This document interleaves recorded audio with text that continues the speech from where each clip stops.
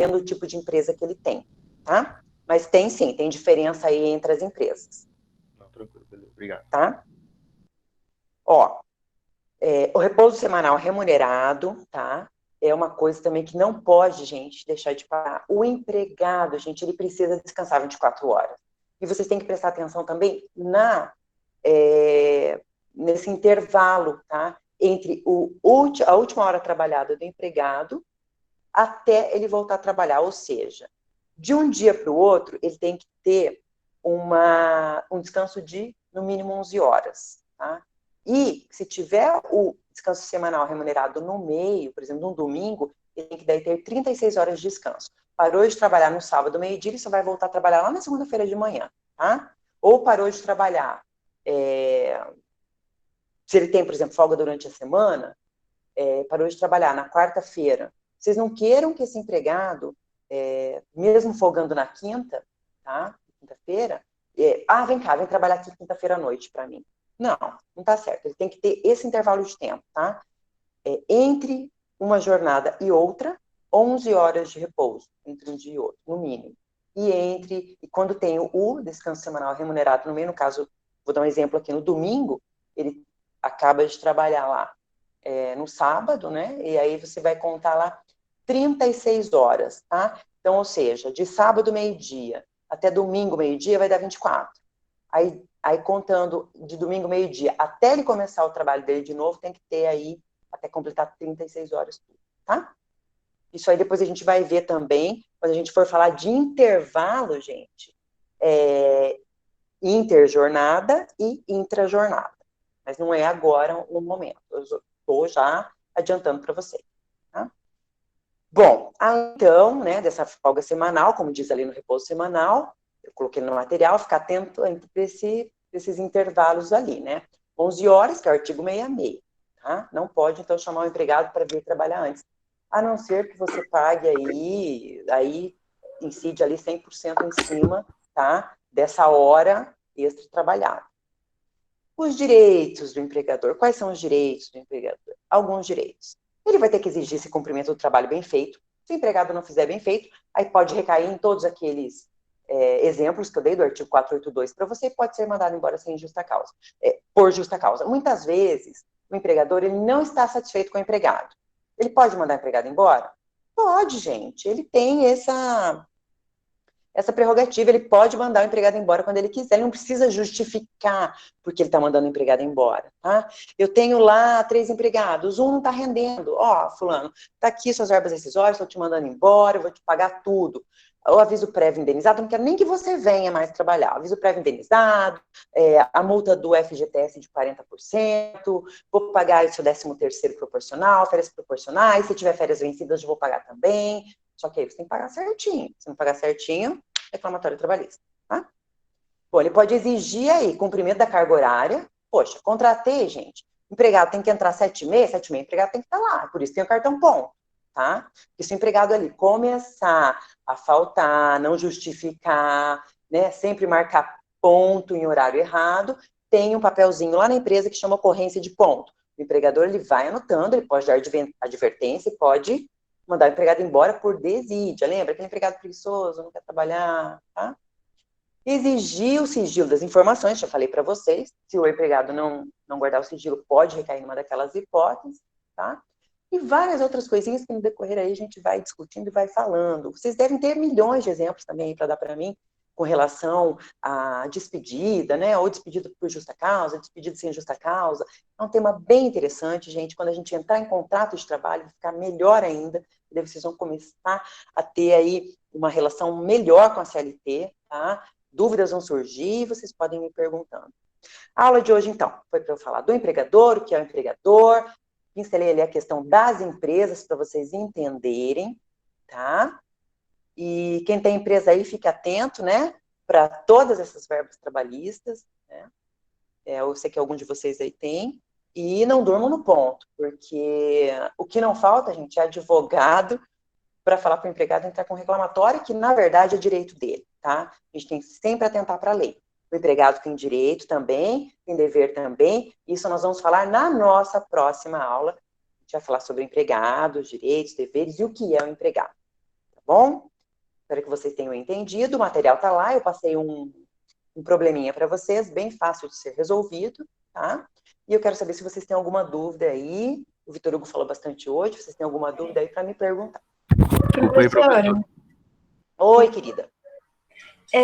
Assim, quando o empregado é aposentado, só que não é registrado, o empregador tem o direito de pagar conforme se ele fosse registrado ou vai dependendo do contrato deles? Tá, gente, mesmo que o empregado seja aposentado e ele resolver continuar trabalhando, ele tem que ser registrado, tá?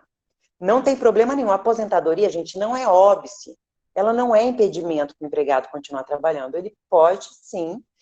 Eu vejo vários casos. O empregado está lá trabalhando. Gente, chegou na época de eu me aposentar. Aposentou. Ele vai receber lá do INSS pelo tempo já que ele trabalhou na vida dele, que não foi pouco, vocês sabem disso, tá? E ele pode perfeitamente continuar trabalhando na empresa, tá? Esse contrato de trabalho dele vai seguir normalmente, tá? Então, a aposentadoria, ela não é impedimento para ele continuar trabalhando, ele tem que ser registrado certinho. E se o empregador não pagar ele certinho, reclamatória trabalhista. Mais alguém? Só a Gabriela teve dúvida, gente? Vitor Hugo, mais ninguém?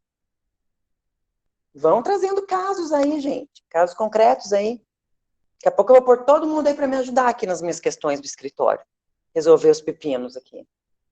Mais ninguém, então? Tá tudo certo? Professora, só um comentário aí Oi. para ela falar para nós.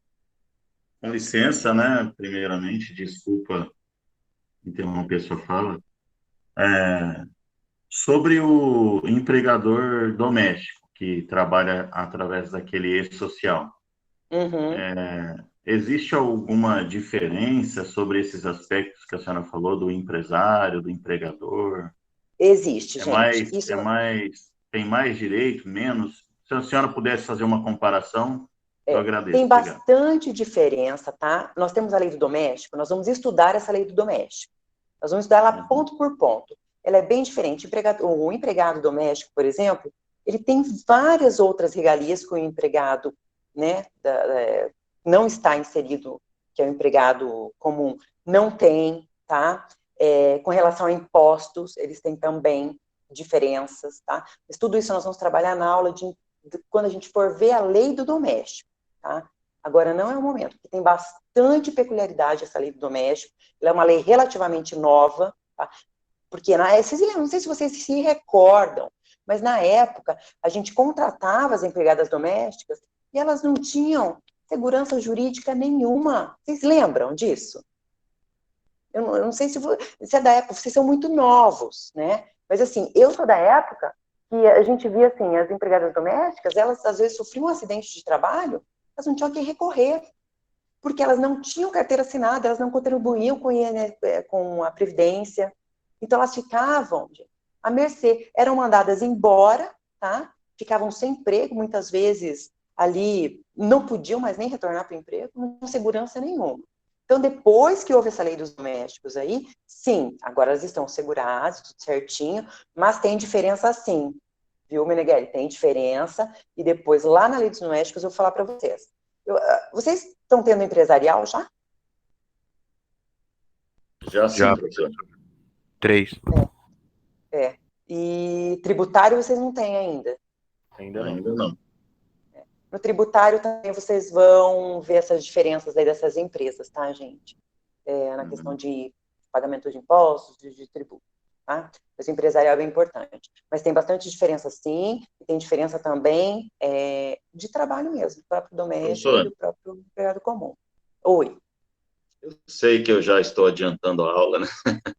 Sobre o empregador doméstico, mas assim, só me responde uma pergunta para eu não me esquecer, talvez eu poderia até deixar anotado aqui para uma outra oportunidade, mas às vezes acaba passando, né?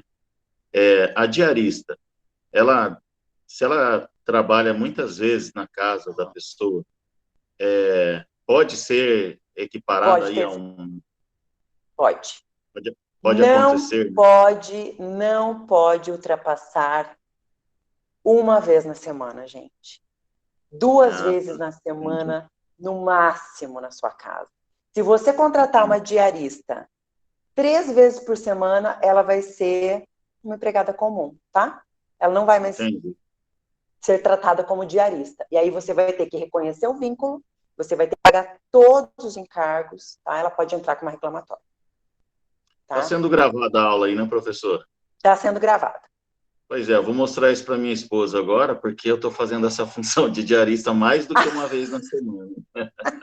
Então, você já pode entrar com uma reclamatória e pedir todos os seus direitos. Vai entrar, vai entrar. Obrigado, Tá bom? professora. Desculpa a atrapalhação. Imagina, Eu gente. sabia, Marcão, você estava fugindo da louça. Falei no começo da aula. E você estava Gente. querendo saber se você pode trabalhar bêbado, né, Vitor? Sextou, né, irmão? Olha vocês.